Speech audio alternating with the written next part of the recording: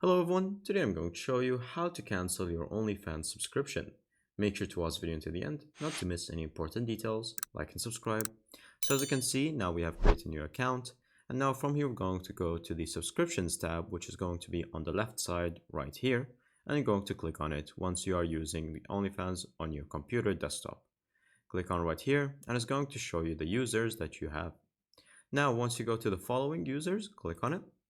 And now it's going to show you this profile, and all you have to do is to either go to their profile itself, or you can go from here to the button that says subscribed, click on it, and it's going to ask you, are you sure you want to cancel your subscription? And now from here you can select for whatever specific reason, and then once that is done, all you have to do is just to continue and then click on unsubscribe.